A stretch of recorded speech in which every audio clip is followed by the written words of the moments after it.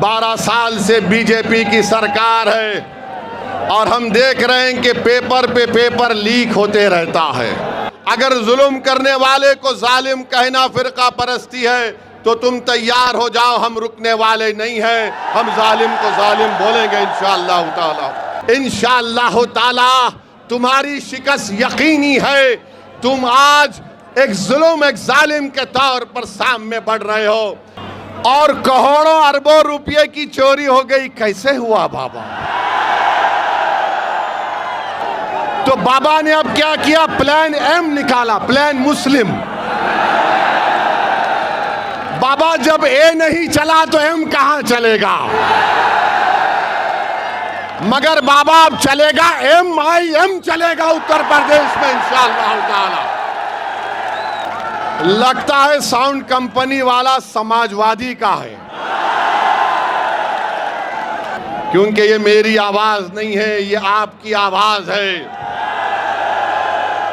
ये हमारे इत्तेहाद की आवाज है, जिससे सब दुश्मन डरते हैं और परेशान होते हैं। बिस्मिल्लाहिर्रहमानिर्रहीम। अस्सलाम वालेकुम व रहमतुल्लाहि व बरकातहू। मुअज़्ज़िज़ हाज़रीन इकराम, बुज़ुर्गान कौम और मिल्लत,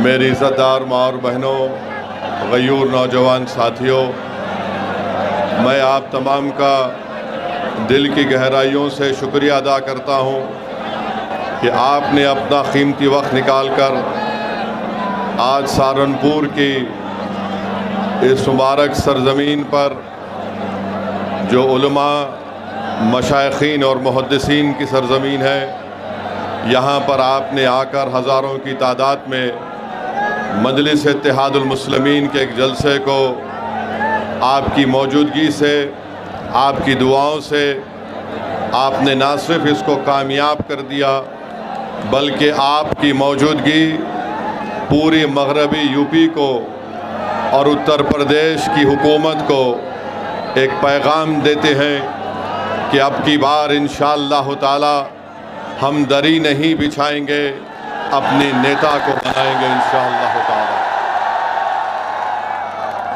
शहनशीन पर मौजूद मगरबी यूपी के सदर जनाब महताब चौहान साहब, उत्तर प्रदेश के सदर जनाब शौकत अली साहब, इस अजीमुशान जलसे के ऑर्गेनाइज़र जनाब मरगूब हसन साहब, ज़िला सदर सलीम साहब, शहर सदर दिलशाद साहब, डॉक्टर अरशद साहब, अनीस अहमद साहब, रईस मुल्क साहब, शहजाद खान,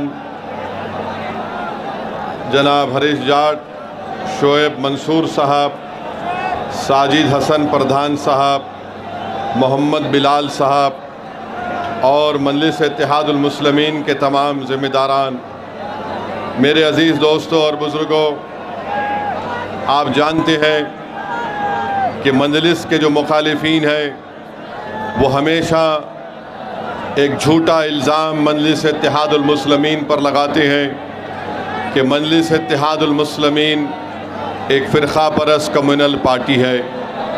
मैं आपको ये बताना ज़रूरी समझता हूँ कि मजलिस इत्तेहादुल मुस्लिमीन कभी भी किसी समुदाय के ख़िलाफ़ थी, ना कभी रहेगी इंशाअल्लाह ताला।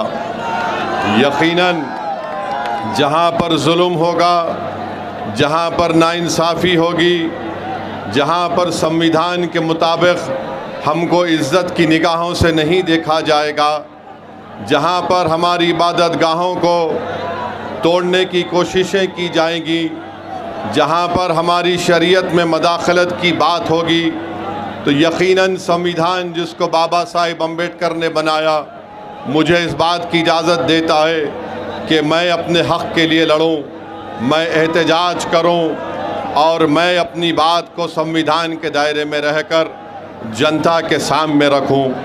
आज इस बात को कहने पर मेरे हुकूक़ का मुतालबा करना, इज़्ज़त और हिस्सेदारी की बात करना, अगर ये फ़िरक़ा परस्ती है तो जो सियासी पार्टी हमको फ़िरका परस्त कहती है, मैं ये समझता हूँ कि दुनिया के सबसे बड़ी फ़िरका परस्त पार्टी तुम लोग हो, जो मजलिस इत्तेहादुल मुस्लिमीन, जो गरीब और मज़लूमों के हक़ और इंसाफ की लड़ाई लड़ रही है। मेरे अज़ीज़ दोस्तों और बुज़ुर्गों, अगर मैं तारीख़ में चला जाऊँगा तो मुझे ये कहना पड़ेगा कि उत्तर प्रदेश की आवाम ने बरसों कांग्रेस का साथ दिया, उनको इख्तिदार दिया, उनको सत्ता दी।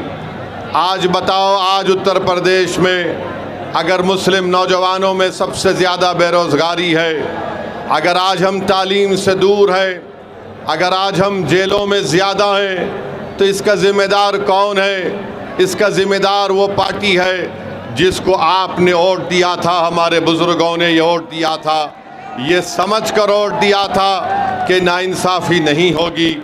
बाबरी मस्जिद की शहादत हुई, मरकज़ में किसकी हुकूमत थी बताओ? उस वक्त मुल्क का वज़ीर आज़म असदुद्दीन ओवैसी नहीं था, उस वक्त मुल्क का वज़ीर आज़म कांग्रेस पार्टी का था। हाशिमपुरा मलियाना का फसाद हुआ, कौन मुख्यमंत्री और प्रधानमंत्री थे बताओ, जो हमको आज फ़िरका परस्त कहते हैं। मेरे अज़ीज़ दोस्तों और बुज़ुर्गों, दूसरी तरफ आप देखते हैं कि मजलिस क्या पैगाम देती है। मजलिस ये पैगाम देती है कि अगर दलित खड़े होकर अपने नेता को कामयाब करने के लिए लड़ता है तो बराबर वो सही बात है। अगर उत्तर प्रदेश के मुख्यमंत्री गो उनका ताल्लुक़ बीजेपी से है, मगर आज आप जानते हैं कि उत्तर प्रदेश में अगर किसी को फ़ायदा हो रहा है तो उस समुदाय को फ़ायदा हो रहा है जिसका अंग्रेज़ी में लफ्ज़ शुरू होता है कैपिटल टी से, उन्हीं को फ़ायदा पहुंच रहा है। अगर समाजवादी कहती है कि हम पीडीए की बात करते हैं, मगर पीडीए की बात करने वाले उनको तकलीफ़ उसी वक्त होती है जब मध्य प्रदेश का बीजेपी के मुख्यमंत्री पर अंग्रेज़ी अखबार ने लिख दिया कि इन्होंने उस जगह पर अपनी ज़मीन को ख़रीदा जहां पर मध्य प्रदेश की हुकूमत अपने डेवलपमेंट के प्रोजेक्ट्स को ला रही है। तो यही समाजवादी पार्टी के अध्यक्ष जनाब अखिलेश यादव साहब ने कह दिया कि बीजेपी एक यादव मुख्यमंत्री को हटाना चाहती है, वो फ़िरका परस्ती नहीं है। यही समाजवादी पार्टी जब वफ़्क़ का काला कानून नरेंद्र मोदी की हुकूमत पार्लियामेंट में बना रही थी, अखिलेश यादव की तकरीर आपके सामने है, सुन लीजिए यूट्यूब पे जाकर उन्होंने क्या कहा और क्या कहना चाहिए था। मेरे अजीज़ दोस्तों और बुज़ुर्गों, मुझे आप बताइए, अगर मैं संविधान के दायरे में खड़े होकर आज यहाँ पर कह रहा हूँ कि सहारनपुर में लकड़ी का काम मुतासिर हो गया और यहाँ से कारोबार जयपुर चला गया, तो क्या ये फ़िरका परस्ती है? क्या ये फ़िरका परस्ती है? बताओ, अगर सच्चाई को बयान करना फ़िरका परस्ती है तो खुदा की कसम, अल्लाह जब तक मुझे ज़िंदा रखेगा मैं हक़ और सच को बयान करता रहूँगा। आप बताइए, एनकाउंटर होता है, बुलडोज़र से घर को तोड़ा जाता है, कोई अपनी ज़बान को जुम्बिश नहीं देते, और जब हम कहते हैं तो कहते हैं कि माहौल को ख़राब करना चाहता है। अरे मेरे भाई, माहौल ख़राब जो कर रहा है, जो जुल्म कर रहा है, अगर जुल्म करने वाले को जालिम कहना फ़िरका परस्ती है तो तुम तैयार हो जाओ, हम रुकने वाले नहीं हैं, हम जालिम को जालिम बोलेंगे इंशाअल्लाह ताला। मेरे अजीज़ दोस्तों और बुजुर्गों, बिहार में पिछले साल चुनाव हुआ, मजलिस ने आरजेडी से कहा, कांग्रेस से कहा, हमारे अध्यक्ष अख्तरुल ईमान साहब ने ख़त लिखकर राजद के और कांग्रेस के नेताओं को लिखकर कहा कि हमसे समझौता कर लीजिए, हमको सिर्फ 6 सीट दीजिए, हम तुम्हारे साथ लड़ने को तैयार हैं। तो राजद और कांग्रेस के नेताओं ने कहा ये मजलिस फ़िरका परस्त पार्टी है, हम इनसे हाथ नहीं मिलाएंगे, इनसे बात नहीं करेंगे। आपको बताना ज़रूरी समझता हूँ कि हमारे 4 विधायक को राजद और कांग्रेस ने तोड़ लिया। इसके बावजूद भी हमने कहा चलो बीजेपी को रोकना है बिहार में, हम तुमसे हाथ मिलाने को तैयार हैं। मगर इन्होंने इल्ज़ाम लगा दिया कि हम फिरका परस्त है। किसी कांग्रेस और राजद के नेता ने कहा कि ओवैसी जानता है कि हमारे बगैर नहीं जीत सकता, वो कमज़ोर है, इसीलिए वो हमसे हाथ मिलाना चाहता है। मैंने उस वक्त भी कहा, बिहार की सरजमीन और सीमांचल की सरजमीन में खड़े होकर कहा, और आज सहारनपुर की मुबारक सरजमीन में खड़े होकर कह रहा हूं, मैं आज भी उत्तर प्रदेश में दोबारा बीजेपी की सरकार ना बने, मैं अलायंस करने के लिए तैयार हूं। मैं आपके दरमियान में खड़े होकर कह रहा हूं, मैं भी नहीं चाहता कि दोबारा बीजेपी की सरकार बने।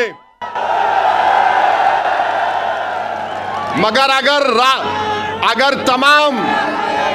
अगर ये सेकुलर अपने आप को बोलने वाली पार्टी ये कहेगी कि नहीं ओवैसी कमजोर है, वो जीत नहीं सकता, उसके पास सिर्फ एक वोट है, वो तुम है। वो क्या कहते हैं, तुम्हारे पास एक वोट है। बिहार में भी यही कहा था कि ओवैसी के पास एक वोट है। मगर याद रखो, मैं ये जो हाथ बढ़ाया हूं, ये कमजोरी की वजह से नहीं, बीजेपी को रोकने के लिए। अगर तुम कमजोरी समझते हो तो याद रखो, ये हाथ जो आज दोस्ती की तरफ बढ़ा है, कल तुम्हारे गिरेबान के तार से भी खेलने तैयार रहेगा। और उस वक्त रोना नहीं जब नतीजा आएगा, अरे हाय हम हार गए। अरे तुम हारोगे अगर हमको साथ नहीं लोगे तो। और जो लोग कहते हैं कि इसके पास एक वोट है, क्या आप मेरे साथ हैं, मजलिस के साथ हैं? क्या सहारनपुर की जनता मजलिस के साथ है? क्या आप पतंग के निशान पर बटन दबाएंगे? सुन लो जालिमों, तुम कहते ना एक वोट साथ है, अरे ये वोट भी साथ है। और वो जमीन और आसमान का खालिक वो एक है, वो भी हमारे साथ है। तो तुम एक एक कहकर देख रहे हो, तुम एक एक हो जाओगे, हम हजारों की तादाद में आगे बढ़ते जाएंगे और अपनी सियासी लीडरशिप को बनाएंगे इंशाअल्लाह ताला। मेरे अजीज दोस्तों और बुजुर्गों, इसीलिए हम आपसे अपील कर रहे हैं कि चुनाव जब आएगा, चुनाव जब आएगा,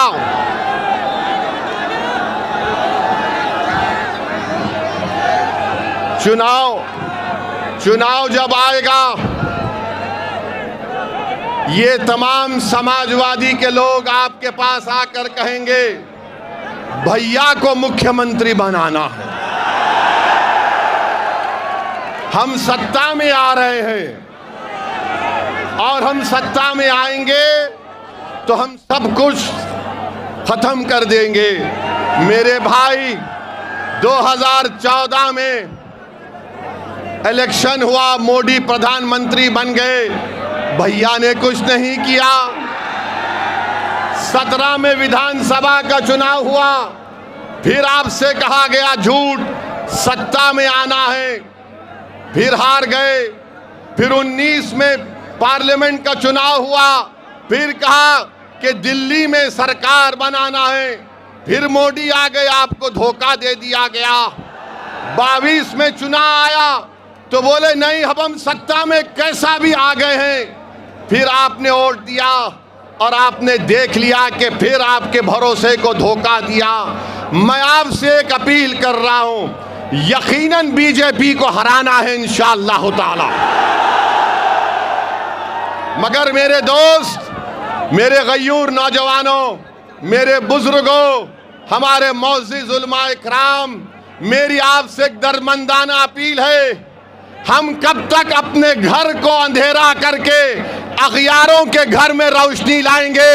अपने घर में रोशनी लाओ, अपने घर को आबाद करो, अपने बेटे को नेता बनाओ, तभी जाकर हमको हमारा हिस्सा मिलेगा। वरना याद रखिए, अगर हम सिर्फ वोट डालने वाली मशीन बन जाएंगे तो फिर कभी नाइंसाफी नहीं हो सकती है। जो लोग आज मजलिस को फिरका परस्त कहते हैं, मुजफ्फरनगर का कांड 50,000 मुसलमान बेघर हुए, कौन था मुख्यमंत्री? ओवैसी थे या अखिलेश थे? आप बताइए। हम पर इल्जाम लगाते हैं। तो मेरे अजीज दोस्तों और बुजुर्गों, मेरी आपसे गुजारिश है कि यकीनन इंशाअल्लाह ताला चुनाव से पहले गठबंधन होगा, अलायंस होगा। मजलिस जिसके साथ जाएगी इंशाअल्लाह ताला अल्लाह और आप उसको कामयाब और कामरान करेंगे। मेरे अजीज दोस्तों और बुजुर्गों, अब दूसरी बात, आपको आवाज आ रही है ना? बस काफी है, क्योंकि ये मेरी आवाज नहीं है, ये आपकी आवाज है, ये हमारे इत्तेहाद की आवाज है, जिससे सब दुश्मन डरते हैं और परेशान होते हैं। मेरे अजीज दोस्तों और बुजुर्गों, 12 साल से बीजेपी की सरकार है और हम देख रहे हैं कि पेपर पे पेपर लीक होते रहता है। पेपर लीक हुआ, उस वक्त कोई देशद्रोही का इल्जाम उन पर नहीं लगाया गया। मुझे अफसोस के साथ कहना पड़ता है कि हजारों लाखों परिवार के मासूम बच्चे जो गरीब परिवार से थे, आज वो परेशान हैं। कल नीट का रिजल्ट आया, मैं ऐसे नौजवान लड़के और लड़कियों को भी जानता हूं जो आज परेशान थे। उन्होंने कहा कि पहला एग्जाम हमने अच्छा लिखा, दूसरा इम्तिहान लिखने गए तो हमारे हौसले पस्त थे, हम बड़े परेशान थे। बताइए, इन मासूम बच्चों के ख्वाबों को चुकनाचूर किया जा रहा है, इसका जवाब कौन देगा? इसका जवाब कैसे मिलेगा? मेरे अजीज दोस्तों और बुजुर्गों, फिर आप देखते हैं कि वक्फ का काला कानून पार्लियामेंट में बनाया गया।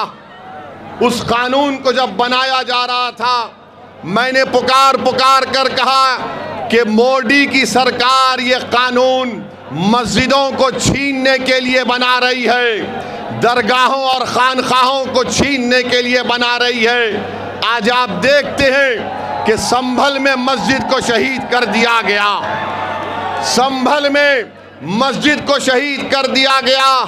और आज आप देखते हैं कि सहारनपुर में जो एक मस्जिद है, उसको नोटिस दी जा रही है कि 6 करोड़ जुर्माना भरो या 15 दिन में उसको शहीद कर दिया जाएगा।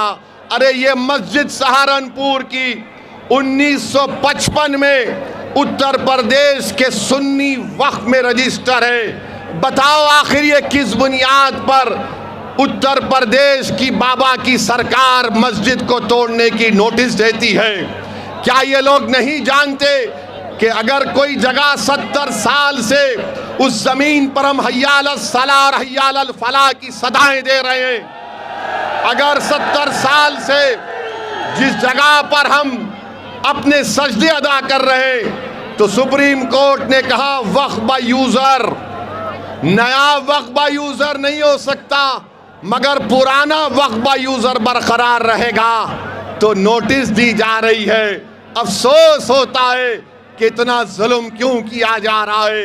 ये अगर ये समझ रहे हैं कि मस्जिदों को निशाना बनाकर, मदरसों को बंद करके, हमारी वक्फ की जायदादों को छीन कर, हमारी यूनिवर्सिटियों को तोड़कर वो इस्लाम से हमको दूर कर देंगे, तो मैं इन लोगों से कहूँगा कि जब सोवियत यूनियन था ऐसा ही जुल्म हुआ, कम्युनिस्ट पार्टी खत्म हो गई, सोवियत यूनियन खत्म हो गया और मस्जिदें आज भी आबाद है।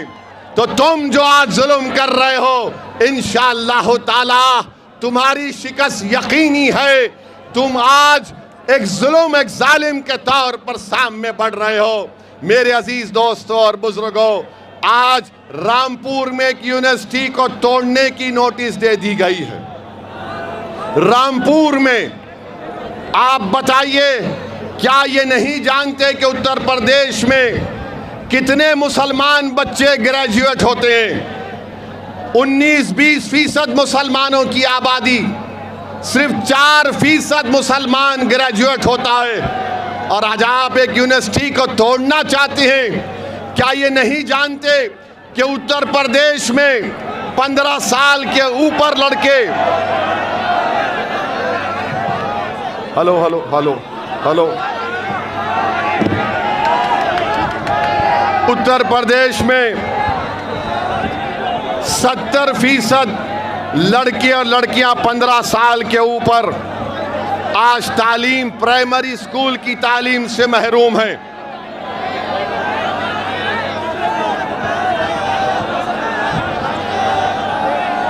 हेलो, चलिए चलिए, अब काम चलाएंगे, कोई बात नहीं, काम चलेगा।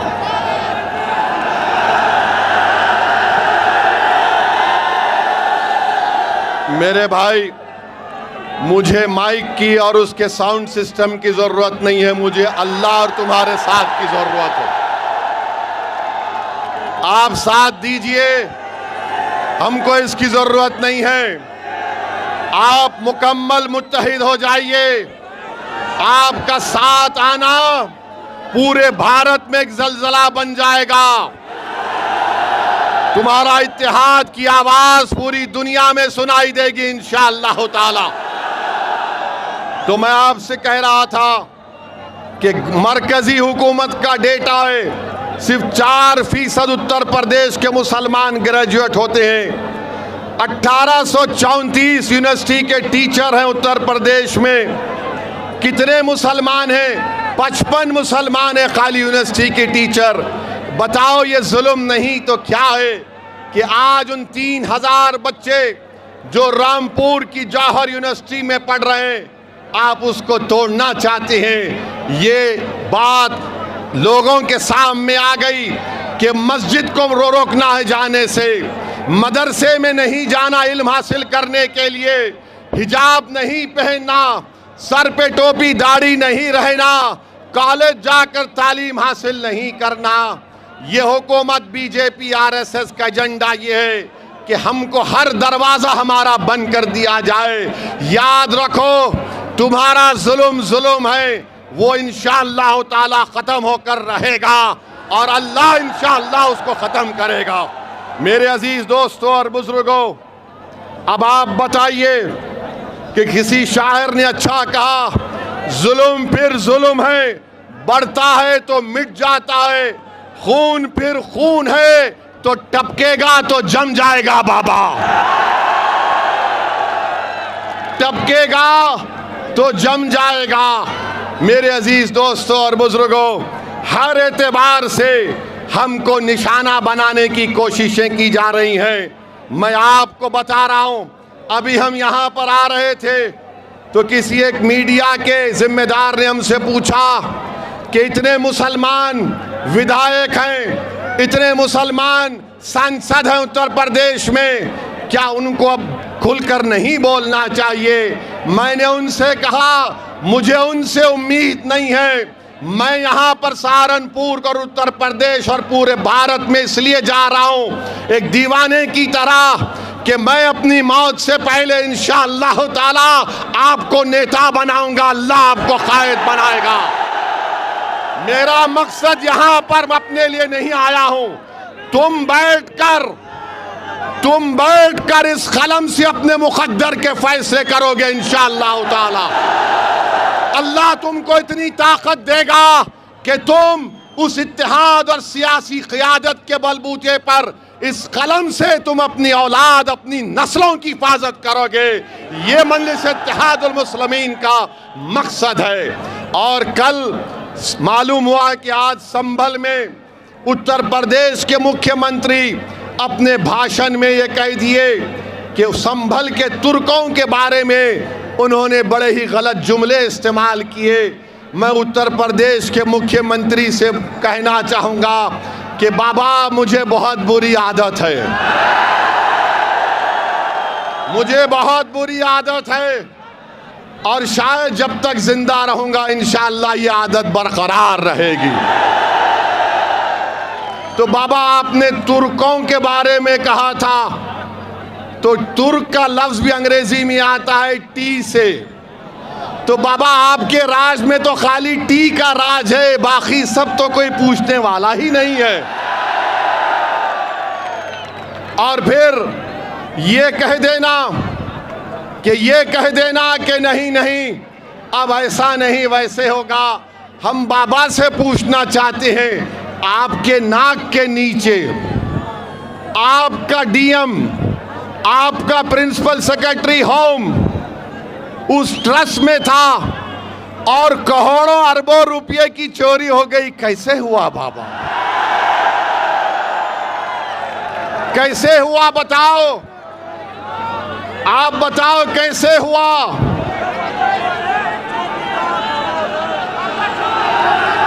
जोर से बोलो।